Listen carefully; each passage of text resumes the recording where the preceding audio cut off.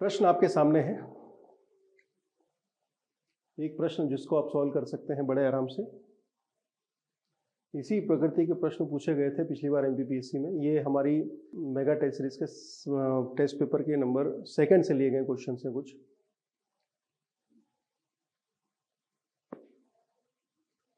हाँ जी, निम्नलिखित में से कौन सक्रिय ज्वालामुखी के उदाहरण हैं? इनमें से कौन से ऐसे ज्वालामुखी है जो कि सक्रिय ज्वालामुखी की श्रेणी में नहीं आते हैं, बल्कि उनकी श्रेणियां प्रसुप्त या विलुप्तप्राय क्षेत्रों में मानी जाती है। देखिए, एटना की बात करें तो एटना सिसिली प्रायद्वीप में, सिसिली कहाँ पर आ जाएगा हमारा? इटली में। इटली स्थित एक सक्रिय ज्वालामुखी है। इसके बाद में एकांकागुआ दक्षिण अमेरिकी महाद्वीप में चलेंगे, जो कि वहाँ का सबसे ऊंचा पर्वत है। ये देखिए, माउंट एटना आपको दिखाई देगा इटली में। ये आप यहाँ देख लीजिए, इटली की सिसिली प्रायद्वीप पर एटना महाद्वीप दिखाई देगा आपको, जो कि एक सक्रिय ज्वालामुखी है। इसके बाद में दूसरा जो नाम ले लेते हैं, किलिमंजारो, तो आप जानते ही हैं, ये तंजानिया में स्थित है और एक निष्क्रिय ज्वालामुखी पर्वत है। तो किलिमंजारो निष्क्रिय है। वेसुवियस फिर मिलेगा आपको। देखिए, वेसुवियस देख लीजिए जरा, ये रहा माउंट वेसुवियस, और यहीं पर आपको एटना के ठीक उत्तर में देखिए स्ट्रोम्बोली, वेसुवियस और एटना, ये सब आपको यहीं पर इटली क्षेत्र में दिखाई देंगे। अगर आप देख पा रहे हो तो ध्यान दीजिए, यहाँ पर एक एक करके बात कर लेते हैं। वेसुवियस ज्वालामुखी जो कि नेपल्स इटली में है, वो भी एक सक्रिय ज्वालामुखी है। एटना सक्रिय ज्वालामुखी है। इधर बात करेंगे तो जो किलिमंजारो है वो तंजानिया में स्थित एक निष्क्रिय ज्वालामुखी पर्वत है। तो आपको देखना हैगा तंजानिया वाला क्षेत्र। तो इस तरह से अगर आप देखेंगे 3 या 4 ऑप्शंस में, देखिए इधर, ये देखिए, तो यहाँ पर एटना जो है वो एक निष्क्रिय ज्वालामुखी पर्वत, और एकांकागुआ 2 और 4, ये आंसर हो जाएगा सी, 2 और 4, एटना और वेसुवियस। किलिमंजारो और एकांकागुआ से सक्रिय ज्वालामुखी के उदाहरण है। ठीक है, तो सक्रिय ज्वालामुखी में आ जाएगा अपना, एक तो एटना आ जाएगा और दूसरा वेसुवियस आ जाएगा। एकांकागुआ और किलिमंजारो ये दोनों नहीं आएंगे। इस तरह से आंसर क्या हो जाएगा? सी। चलिए, होपफुली ये क्लियर हो गया होगा आप लोगों को। चलिए अगले प्रश्न की ओर चलते हैं। पृथ्वी पर कितने महाद्वीप है ये तो पता ही आप लोगों को, है ना? तो आइए कुछ ऐसा प्रश्न सॉल्व करते हैं जो कि हल्की प्रकृति का है। चलिए, नीचे दिए गए महाद्वीपों पर बात करते हैं। तो महाद्वीपों के क्षेत्रफल की अगर बात करें हम एक एक करके, तो एशिया महाद्वीप विश्व का सबसे बड़ा महाद्वीप है, फिर अफ्रीका है, फिर उत्तर अमेरिका, फिर दक्षिण अमेरिका, फिर अंटार्कटिका। एक एक करके बात करें, नंबर 1 पर एशिया दिखाई देगा आपको, फिर अफ्रीका महाद्वीप। तो पहले क्रम पर आ जाएगा आपका एशिया, दूसरे पर अफ्रीका, तीसरे पर नॉर्थ अमेरिका, चौथे पर साउथ अमेरिका, 5वें पर अंटार्कटिका, और 6ठे पर यूरोप आ जाएगा, और 7वें पर आ जाएगा आपका ऑस्ट्रेलिया। ये क्रम ध्यान दीजिएगा, इसी के हिसाब से मामला सही बन जाएगा। एक अगला प्रश्न वर्ल्ड ज्योग्राफी से एक बार फिर से है। निम्नलिखित में से कौन असुमिलित है, अर्थात कौन सही जोड़ी नहीं है? हाँ जी, क्वेश्चन नंबर 3 का आंसर कर सकते हैं आप लोग सभी।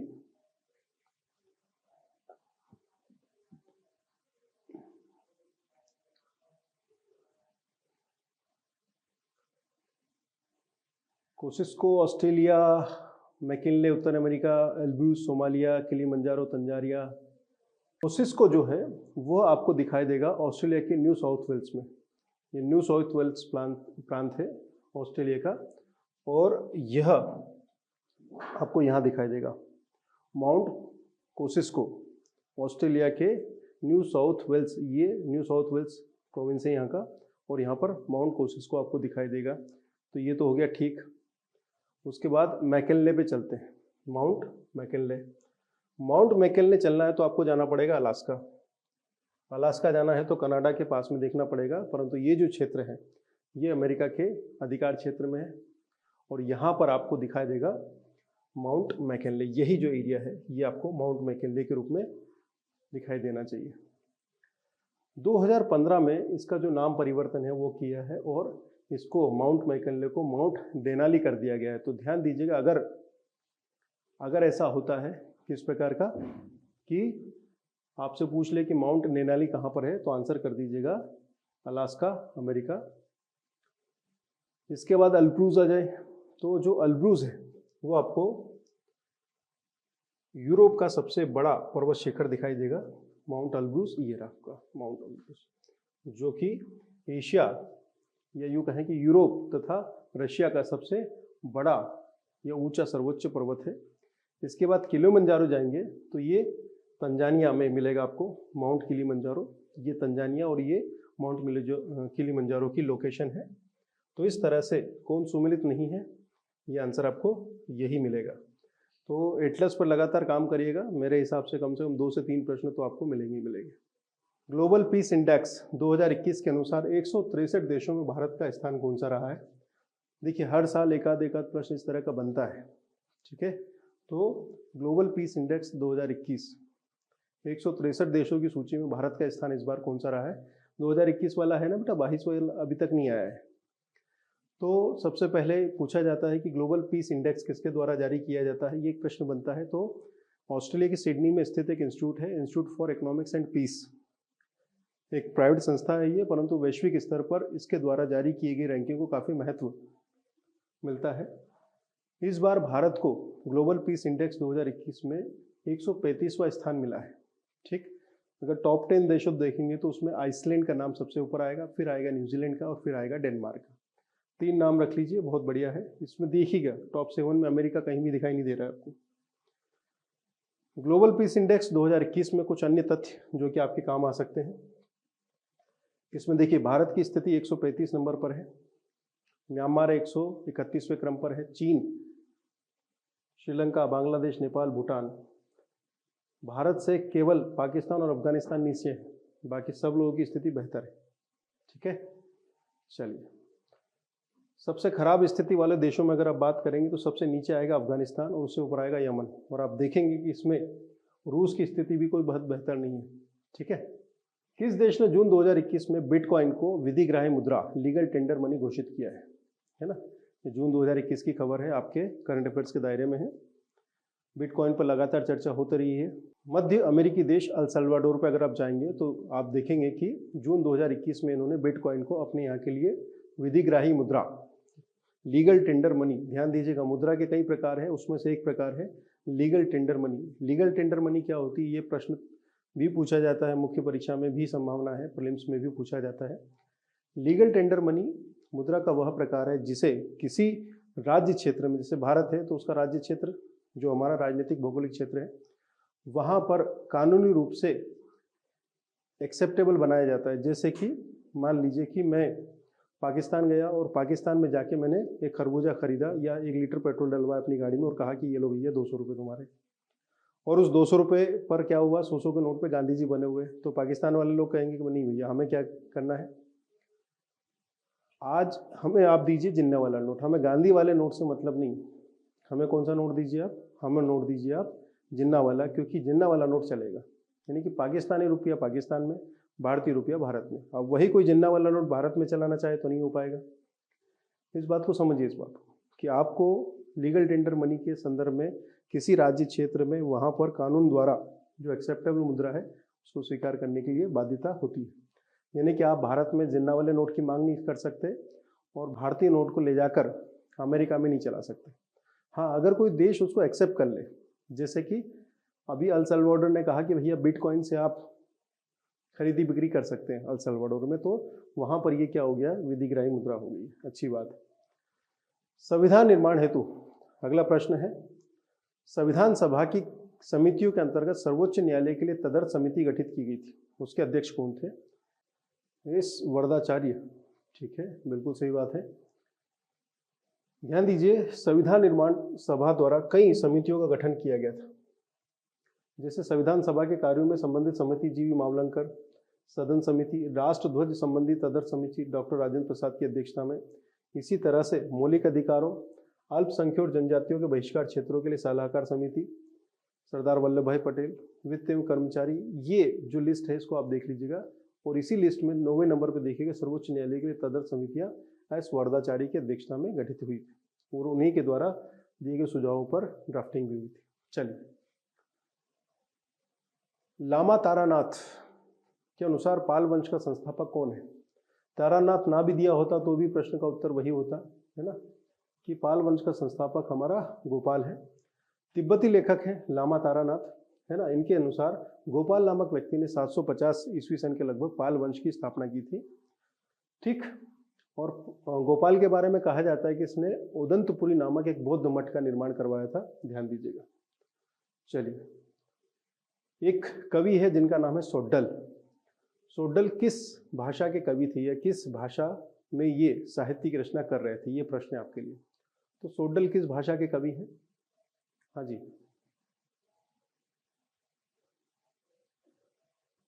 सोड्डल किस भाषा के कवि थे? हाँ जी, बिल्कुल सही बात है। सोड्डल हमारे गुजराती कवि हैं 11वीं शताब्दी के। ध्यान दीजिएगा इधर। सोड्डल ने पाल शासक धर्मपाल को उत्तरापथ का स्वामी कहा है। गोपाल के बाद धर्मपाल ही आते हैं। चलिए, एक प्रश्न है, आराम से पढ़िए और उत्तर करने की कोशिश कीजिए। किस विदेशी यात्री ने मालाबार के शासकों के संदर्भ में दुर्लभ कथन कहा था? जब राजा की मृत्यु होती है तब उसके सभी अंगरक्षक सैनिक उसके साथ ही चिता में जलकर मर जाते हैं। मैं उम्मीद कर रहा हूं जिस तरह से कुछ प्रश्न पिछली बार आए थे इतिहास से, इस तरह के प्रश्न भी आपको देखने को मिलेंगे। मैं बता रहा हूं आपको, और 10 में से 9 मामलों में ये विश्वास करिएगा कि 10 में से 9 बच्चे नहीं कर पाएंगे। जिनकी तैयारी का स्तर बहुत बेहतर होगा वही लोग यहाँ तक पहुँचेंगे। चलिए, आंसर पे आ जाते हैं हम लोग। तो वेनिशियाई यात्री या हमारा मार्को पोलो, जो कि 13वीं शताब्दी में केरल की यात्रा पर रहता है, वो देखता है कि एक स्थानीय शासक मरा है और उसके साथ उसके अंगरक्षक भी चिता पर जल गए। तो मार्को पोलो हमें कहता है कि भैया जब राजा की मृत्यु होती है तब उसके अंगरक्षक भी उसके साथ चिता में जलते हैं। ध्यान दीजिएगा, कई जो विदेशी यात्री रहे उन्होंने सती प्रथा का उल्लेख अवश्य किया है, परंतु मार्को पोलो एक ऐसा यात्री है जो ये कह रहा है कि राजा की जब मृत्यु होती है तो राजा की मृत्यु के साथ उसके अंगरक्षक भी साथ ही साथ उस चिता में बैठ जाते हैं। ये काफ़ी बड़ी बात है, इसको हल्के में नहीं लेना है। कंबन, ओट्टुकुट्टन और पुगलंदी को क्या कहा जाता है? ये तीनों ही, मैं बता दूं, ये तीनों ही कवि हैं। बस आपको ये बताना है कि किस भाषा के कवि। कंबन, ओट्टुकुट्टन और पुगलंदी। इसमें से कंबन का नाम आपने सुना होगा, कंबन रामायण। तमिल साहित्य के त्रिरत्न हैं हमारे कंबन, ओट्टुकुट्टन तथा पुगलंदी। और कंबन ने तमिल भाषा में तमिल रामायण लिखी, जिसे आज भी तमिल साहित्य में बहुत महत्वपूर्ण स्थान प्राप्त है। जैसा स्थान हमारी रामचरितमानस का है अवधी भाषा में, वैसा ही। चलिए, फिरदौसिया सूफी सिलसिले की स्थापना किसने की थी? आपको प्रश्नों का उत्तर देख के समझ में आ रहा होगा, है ना। इस बात को समझिएगा, यही लेवल आपको देखने को मिलता है। और इतिहास में पॉलिटिकल हिस्ट्री छोड़ दीजिए और कल्चरल हिस्ट्री जितनी जल्दी पकड़ेंगे आप उतना बेहतर है। भक्ति आंदोलन, सूफी आंदोलन से इस बार एक प्रश्न तय है, अभी बता रहा हूं मैं आपको, लिख के रख लीजिएगा। भक्ति और सूफी आंदोलन से एक प्रश्न तय है। फिरदौसिया सूफी सिलसिले की स्थापना शेख बदरुद्दीन समरकंदी। सूफी सिलसिले के बारे में ध्यान दीजिएगा कि सूफी जो फिरदौसिया सूफी सिलसिला जो था वो हमारे भारत के पूर्वी क्षेत्रों में, विशेषकर बिहार क्षेत्र में काफ़ी प्रसिद्ध रहा है। जहाँ तक बात फिरदौसिया सूफी सिलसिले की है तो ये सोहरावर्दी जो सिलसिला था उसी की एक शाखा के रूप में विकसित हुआ है। और फिरदौसिया सूफी जो सिलसिला है वह काफ़ी चर्चा में रहा है और इसका एक प्रमुख कारण है उसके प्रसिद्ध संत शरफुद्दीन याहिया मनेरी। तो फिर आपसे प्रश्न पूछा जा सकता है, शरफुद्दीन याहिया मनेरी किस सिलसिले के सूफी संत हैं? तो ध्यान दीजिएगा, बस इतनी सी बात है। याहिया मनेरी के पश्चात सूफी संप्रदाय में, यानी कि फिरदौसी सूफी संप्रदाय में अगर आप देखेंगे तो शेख हुसैन बल्खी एक प्रमुख संत हुए हैं और फिरदौसी सूफी सिलसिले का जो केंद्र बिंदु है वो बिहार रहा है। ठीक, चलिए आगे बढ़े। जेसुइट संघ की स्थापना किसने की थी?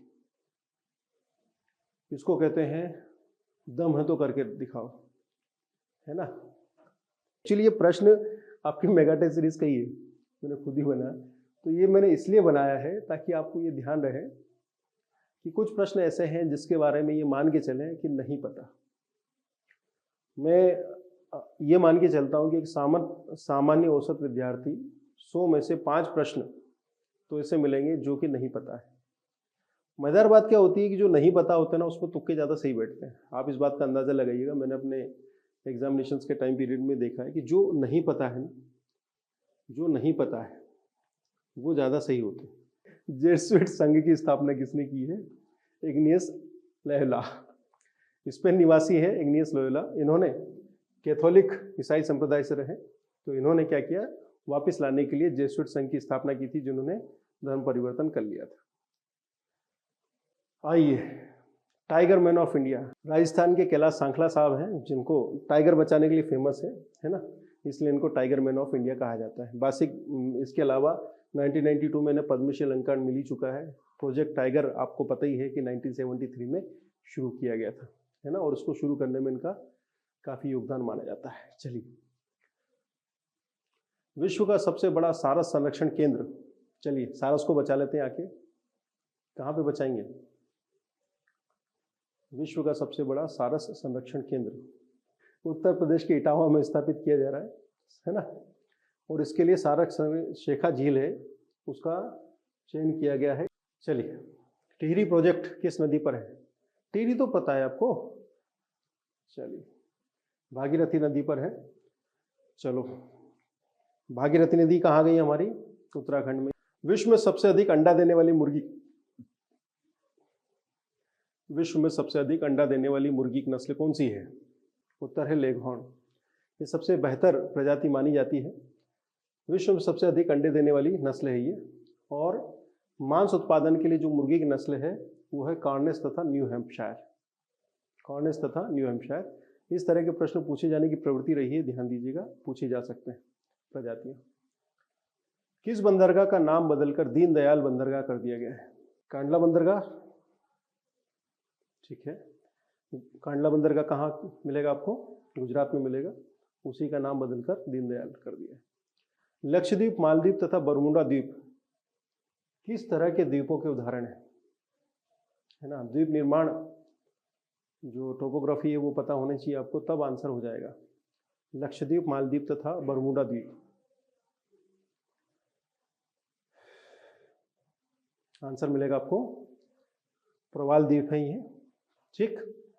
उष्ण कटिबंधीय महासागरों में महाद्वीपीय मग्न तटों पर मूंगा या प्रवाल जीवों के अस्थि पंजरों के जमाव से जिन द्वीपों का निर्माण होता है उन्हें प्रवाल द्वीप कहा जाता है। हिंद महासागर में स्थित लक्षद्वीप, मालदीव तथा अटलांटिक महासागर स्थित बरमुडा द्वीप इसके उदाहरण है। बेरोजगारी का वह कौन सा प्रकार है जिसमें सीमांत उत्पादकता शून्य होती है? सीमांत उत्पादकता शून्य होती है, इसको यूं समझ लीजिए कि किसी काम में अगर 5 लोग लगे हैं और उसमें एक व्यक्ति और भी जोड़ दिया जाए तो भी कुल उत्पादन में कोई भी परिवर्तन नहीं होता। तो अगर टोटल प्रोडक्शन में कोई भी परिवर्तन नहीं होता तो हम कहते हैं कि वो जो अतिरिक्त श्रम लगाया गया वो बेकार है, वो केवल दिख रहा है कि वो काम कर रहा है परंतु दिखाई नहीं देता। तो जहां पर सीमांत उत्पादकता शून्य दिखाई देगी वहां पर आपको प्रचंड बेरोजगारी दिखाई देगी। भारत के कृषि प्रधान क्षेत्रों में खासकर कृषि में आप देखेंगे कि यहाँ पर प्रचंड बेरोजगारी आपको काफ़ी ज़्यादा दिखाई देगी। हमारे पिताजी क्या करते हैं? खेती करते हैं। उनके भाई क्या करते हैं? खेती करते हैं। तो 20 बीघा ज़मीन पे 2 लोग कर रहे थे, फिर 4 हो गए, फिर 16 हो गए, प्रोडक्शन उतनी ही है। तो जितना प्रोडक्शन 4 लोग कर पाते थे उसमें बाकी लोग लगे, वो केवल दिखते हैं कि रोजगार में लगे, परंतु ऐसा है नहीं। बैंक बोर्ड ब्यूरो की स्थापना, हाँ जी, बैंक बोर्ड ब्यूरो की स्थापना कब हुई? प्रश्न का उत्तर मिल जाएगा आपको फरवरी 2016, ठीक। नायक समिति की अनुशंसाओं के आधार पर बैंक बोर्ड ब्यूरो बनाया गया है, मुंबई में इसका कार्यालय है और इसका कार्य बैंकिंग प्रणाली से संबंधित है। डिटेल आप अवश्य देखिए अपनी मेगा टेस्ट सीरीज में।